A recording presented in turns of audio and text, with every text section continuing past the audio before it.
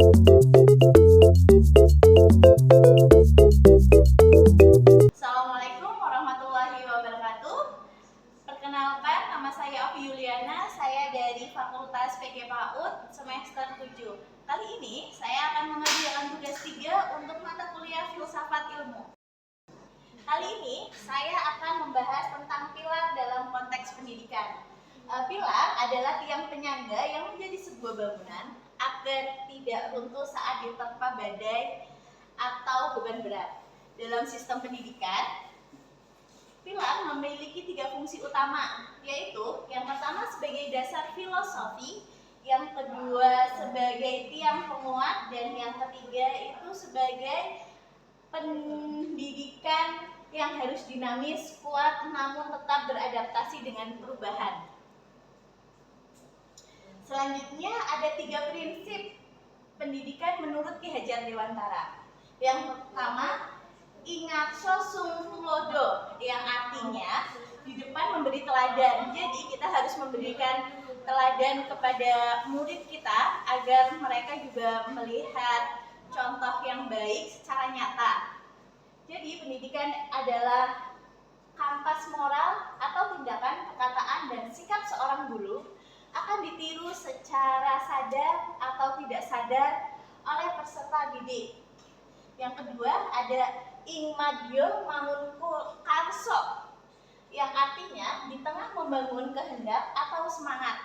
Jadi sebagai pendidik kita bukan hanya satu arah yang otoriter. Guru juga harus memposisikan diri di antara siswa, melebur bersama. Jadi kita itu bersama-sama sebagai teman anak didik kita agar dapat merangsang hasrat ingin tahu siswa agar mereka mudah mengerti apa yang kita sampaikan.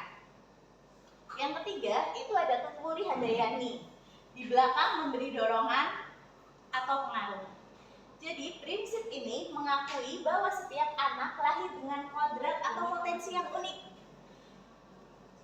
Guru tidak boleh menyetir masa depan anak secara paksa, melainkan mengamati, mengawali dari belakang dan memberikan dorongan moral serta fasilitas agar potensi anak berkembang dengan optimal. Selanjutnya, ini ada analisis relevansi dan dukungan di era digital. Pembelajaran daring, ini saya akan membahas tentang pembelajaran daring. Pembelajaran daring dan peran bagi guru. Pasca pandemi, pembelajaran daring jadi norma baru, tapi hilangnya sentuhan kemanusiaan jadi tantangan. Jadi peran guru ketika saat pembelajaran daring itu harus menggunakan metode interaktif dalam ruang virtual seperti gamifikasi, diskusi kelompok, dan kuis agar siswa merasa terlibat dalam dan diperhatikan. Selanjutnya, analisis relevansi dan dukungan di era digital. Anak-anak di zaman sekarang sangat mahir menggunakan gawai atau handphone, tetapi mereka memiliki literasi digital yang rendah. Jadi semakin gampang informasi yang kita dapat, semakin literasi anak-anak zaman sekarang itu semakin susah, karena di era digital sekarang itu ada banyak AI dan sejenisnya, itu lebih mudah sekali untuk diakses. Selanjutnya ada degradasi moral digital, yaitu mencakup pembulian online, komentar kasar, dan plagiarisme akibat AI. Jadi sebagai guru kita punya peran. Pendidikan karakter tidak dapat digantikan oleh mesin AI. Jadi mau sebagaimanapun AI itu memberikan kita informasi, tapi kita tetap harus mengajarkan anak-anak didik kita agar bisa memilah dan memilih untuk apa yang mereka pelajari dan apa yang mereka lihat itu sesuai dengan adab, istiadab, dan itu tidak bisa digantikan oleh AI. Tetap anak-anak butuh kita sebagai guru, lingkungan, dan orang tua yang sama-sama saling mendukung. Selanjutnya, ini ada refleksi singkat tentang bagaimana pilar-pilar tersebut dapat menjawab persoalan pendidikan nasional saat ini.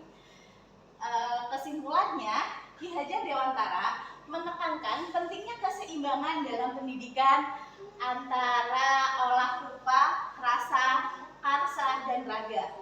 Teknologi dapat mengajarkan, tetapi tidak menggantikan nilai moral. Mendidik harus memanusiakan manusia.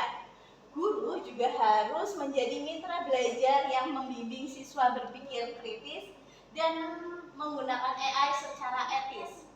Pendidikan juga harus mengikuti batas alam dan perkembangan zaman dengan teknologi sebagai alat yang efektif. Sebagai refleksi, pilar Ki Hajar Dewantara membuktikan bahwa sedigital apapun ruang kelas kita, teknologi adalah alat dan guru adalah jiwanya. Isu moralitas dan penurunan karakter di era digital saat ini hanya bisa dijawab jika kita mengembalikan esensi pendidikan sebagai proses menuntun, bukan mencetak. Sekian video dari saya. Wabillahi taufiq wal hidayah. Wassalamualaikum warahmatullahi wabarakatuh.